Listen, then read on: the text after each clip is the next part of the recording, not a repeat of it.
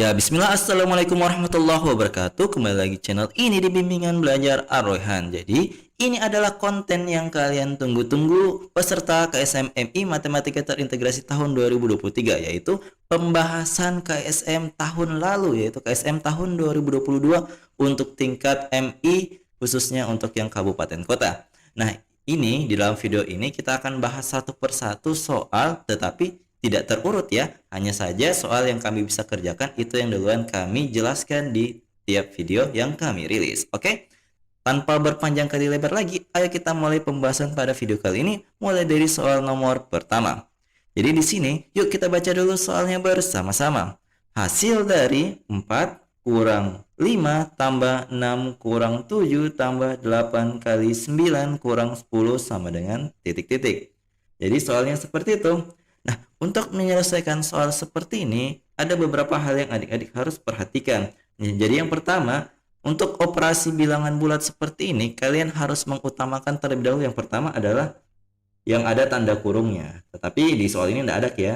Tapi kalau misalkan nanti keluar di soal tahun ini ada yang tanda kurung, kita utamakan terlebih dahulu menyelesaikan yang ada kurungnya. Kemudian setelah yang kurungnya sudah kita selesaikan, maka kita lanjut ke tahap berikutnya, yaitu yang tandanya perkalian dan pembagian. Nah, kedua tanda ini kita harus selesaikan terlebih dahulu, mau itu yang sebelah kiri ataupun yang sebelah kanan. Tetapi ketika lihat ada perkalian dan pembagian, itu didahulukan daripada yang tanda tambah dan kurang. Nah, setelah yang perkalian dan pembagian sudah, maka kita lanjut yang tambah dan kurang. Seperti itu langkah-langkah pengerjaan untuk operasi bilangan bulat seperti soal ini. Jadi ayo kita selesaikan terlebih dahulu. Di sini kan tidak ada tanda kurung ya, berarti kita langsung skip ke tahapan yang kedua, yaitu menyelesaikan operasi perkalian dan juga pembagian. Nah, di sini kebetulan hanya ada satu, yaitu tanda perkalian. Maka kita selesaikan perkalian itu. Kemudian untuk yang lainnya itu kalian cukup tuliskan ulang kembali. Berarti 4 kurang 5 tambah 6 kurang 7 ditambah 8 kali 9 berapa? Ya, benar, 72. Kalian tuliskan, kemudian kurang 10. Nah, setelah modelnya seperti ini, barulah kalian selesaikan ini operasi tambah dan kurang yang ada di soal yang tersisa ini. Kita mulai dari 4 kurang 5. Oh, 4 kurang 5 adalah negatif 1. Kemudian lanjut, di sini ada 6 kurang 7. Oh, hasilnya negatif 1 lagi, berarti di sini tambah negatif 1. Kemudian lanjut, 72 dikurang 10. Oh, ternyata hasilnya 62. Nah, setelah itu barulah kita jumlahkan yang tersisa lagi nih. 62 kurang 1 kurang 1. Oh, berarti hasilnya tidak lain dan tidak bukan adalah positif 60.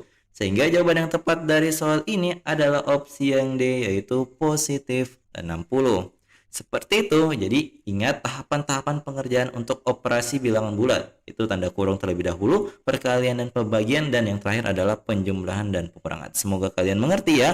Oke, kita lanjut ke pembahasan soal berikutnya.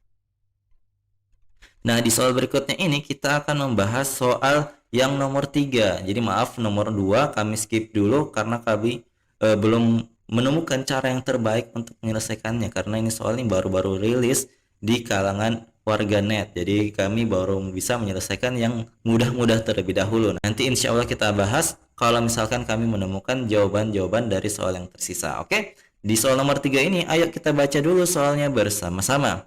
Diberikan pola bilangan berikut, yaitu ini segitiga Pascal namanya. Contoh di samping adalah pola sampai barisan kelima. Jika pola tersebut dilanjutkan sampai baris ke-10, maka jumlah semua bilangan yang muncul pada baris ke-10 adalah titik-titik. Jadi sempat yang saya singgung sebelumnya, ini namanya adalah segitiga Pascal.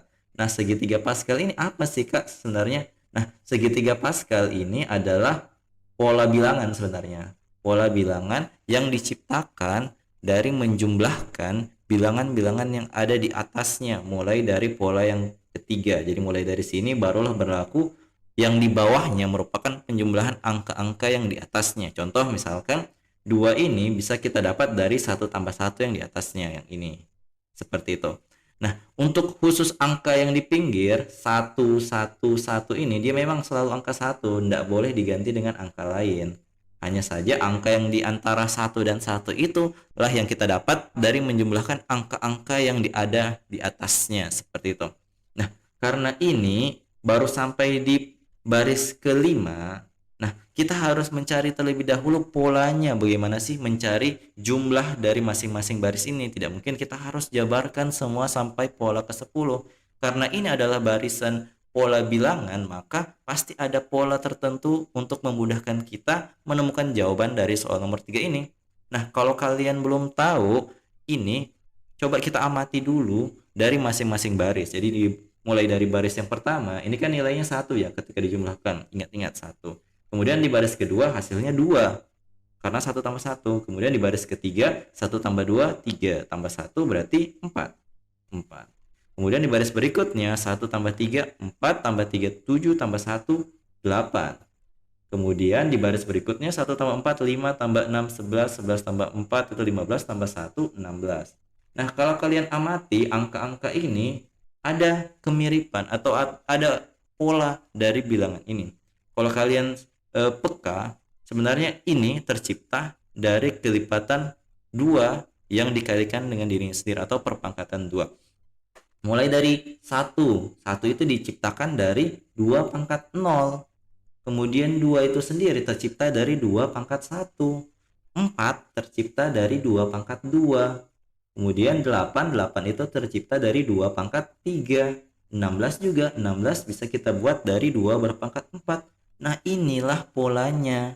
Jadi di segitiga Pascal itu untuk menentukan jumlah dari masing-masing angka pada tiap barisnya, ternyata polanya itu adalah sebagai berikut. Jadi 2 berpangkat n kurang 1. Jadi kalau misalkan baris pertama berarti kan 1 ya baris pertama. Berarti 1 kurang 1 maka terciptalah 2 pangkat 0 seperti itu. Nah, karena yang ditanyakan di sini adalah pola ke-10, kita tinggal ganti tuh. Berarti n-nya 10, rumusnya kan tadi 2n kurang 1 ya, berarti un-nya atau suku ke n-nya. Maka kita tinggal ganti jadi u10 sama dengan 2 berpangkat 10 kurang 1. Maka hasilnya tidak lain dan tidak bukan adalah 2 berpangkat 9. Nah, 2 pangkat 9 itu berapa sih? Coba kita hitung dulu. 2 kali 2 kali 2 kali 2 kali 2 kali 2 kali 2. Coba hitung berapa ini? 7 kali 2 kali 2. Nah, kita hitung dulu. Ini kan 4. Ini 4, ini 4, ini 4. 4 kali 4, 16. 4 kali 4, 16. Ini dikali 2 ya nanti. Berarti 16 kali 16 itu kan 256 ya. 256. Di sini ada 5 di tengahnya. Ketika dikali 2 itu hasilnya tidak lain tidak bukan adalah 512. Berarti ini hasil dari soal nomor 3. Jadi jawaban yang tepat adalah opsi yang B, 512 atau 2 berpangkat 9. Jadi jangan sampai lupa bentuk pola atau rumus suku ke n dari tiap barisan yang ada di pola segitiga Pascal. Semoga adik-adik paham ya. Kalau misalkan ada yang kurang dipahami tentang soal ini, jangan malu-malu untuk komentar di bawah. Oke, kita lanjut ke soal berikutnya. Nah, di soal yang nomor 5 ini, jadi kami skip ya soal nomor 4. Nanti kita bahas insyaallah di video-video selanjutnya. Nah, di soal nomor 5 ini kita baca dulu soalnya bersama-sama. Diketahui A sama dengan 4/2 ditambah 5/6 ditambah 6/12 ditambah titik-titik ditambah 10 1/56. Dan A dikali B sama dengan 133/8. Maka nilai B sama dengan titik-titik. Nah, untuk menyelesaikan soal ini tentunya ada trik khusus agar kita tidak menghitung satu persatu angka-angka yang ada di nilai A ini. Tidak mungkin kita tambah terus. Nah, caranya agar kita lebih mudah untuk menghitungnya, kita pisahkan yang bilangan bulat sendiri, yang bilangan pecahan sendiri. Jadi di sini kita pecah 4 tambah 4 tambah 6 dan seterusnya sampai 10. Jadi di sini yang pertama adalah 4 tambah 5 tambah 6 tambah 7 tambah seterusnya sampai 10. Itu berapa hasilnya? Dan kemudian yang kedua itu adalah yang bagian pecahan. Yang bagian pecahan itu kan sini 1/2 ditambah 1/6 tambah 1/12 tambah seterusnya sampai 1/56. Nah, ketika kedua ini kita sudah tentukan nilainya, maka barulah kita jumlahkan masing-masing hasil akhir dari kedua himpunan ini untuk mendapatkan nilai A. Coba kita hitung terlebih dahulu dari yang bilangan bulat. Nah, bilangan bulat ini kan gampang ya karena dia berurutan. Ada rumus SN atau jumlah suku ke N dari suatu barisan aritmatika yang berurut seperti ini. Jadi rumusnya Itu ketika kita mengetahui suku pertama dan suku terakhir, maka rumusnya adalah Sn sama dengan N per 2 dikalikan dengan A ditambah UN. Nah, PR kita itu hanyalah menentukan berapa sih bilangan yang ada di 4 tambah 5 dan seterusnya sampai 10 ini. Coba kita hitung dulu. 4, 5, 6, 7, 8, 9, 10. Ada berapa angka ini? Oh, ternyata ada 7. Maka di sini S-nya adalah S7. Berarti S7 sama dengan 7 per 2 dikalikan dengan A-nya 4 tambah UN-nya adalah suku yang terakhir yaitu 10. Berarti kita jumlahkan dulu. 7 per 2 dikalikan dengan 14. 14-nya bagi 2 dapat 7. Berarti 7 kali 7 adalah 49. Yang bilangan bulat itu totalnya adalah 49. Nah, kita lanjut ke bilangan yang pecahan. Nah, bilangan pecahan ini kalau mau kita jumlahkan seperti biasa itu lama. Ada trik khusus untuk yang modelnya seperti ini. Coba kalian amati di bagian penyebutnya ini. Kalau misalkan kalian teliti, itu diciptakan dari perkalian dua buah bilangan yang berdekatan. Jadi maksudnya bagaimana? Perhatikan. Untuk dapat 2, itu sebenarnya kita bisa ubah menjadi 1 dikali 2. Kan? Kemudian 1/6 itu bisa kita ubah dari 2 kali 3. Untuk 1/12, 12-nya itu bisa kita ciptakan dari 3 kali 4. Nah, pola ini yang kita gunakan. Tetapi apa gunanya? Ketika kita mengetahui pola ini, apakah ada cara cepatnya? Ya, benar. Ada cara cepat untuk menyelesaikan model pola seperti ini. Jadi seperti yang saya jelaskan di beberapa video sebelumnya, ada cara cepatnya. Cara cepatnya seperti ini. Yang 1/1 kali 2 ini kita pecah, dia menjadi 1/1 dikurang 1/2. Kenapa? Coba kita hitung. 1/1 dikurang 1/2. Berarti kalau disamakan penyebutnya 2/2 kurang 1/2. Benar, balik ulang ke nilai awal yaitu 1/2. Berarti bisa kita gunakan untuk angka-angka yang lain. Untuk yang 1/2 kali 3 berarti kita bisa tuliskan jadi 1/2 dikurang 1/3. Yang ini juga 1/3 tambah kurang 1/4 ditambah dan seterusnya, dan nanti ujungnya itu pasti nanti 1/6 kurang 1/7 tambah 1/7 baru dikurang 1/8. Nah, kalau misalkan kalian perhatikan di sini kan ada negatif 1/2 ya, ini saling menghabiskan dengan positif 1/2. 1/3 itu dengan negatif 1/3-nya habis juga, pasti ini juga habis, yang ini juga habis. Yang tersisa yang mana? Yang tersisa hanyalah yang awal dan akhir. Berarti yang sini kita tuliskan 1 dikurang 1/8. Hasilnya tidak lain tidak bukan adalah 8/8 dikurang 1/8 adalah 7/8. Ini adalah hasil untuk yang pecahan. Maka kita gabungkan deh. Nilai A-nya adalah 49 ditambah dengan 7/8.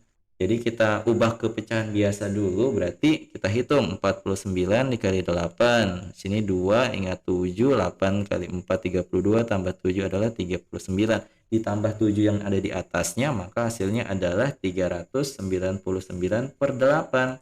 Nah, berdasarkan informasi yang diketahui tadi bahwa A dikali B, itu hasilnya adalah 133/8. Coba kita substitusi nilai A-nya. Berarti sini 399/8 dikalikan dengan B sama dengan 133/8. Per 8-nya kita coret saja enggak apa-apa. Maka kita dapat B-nya sama dengan 133 dibagi dengan 399.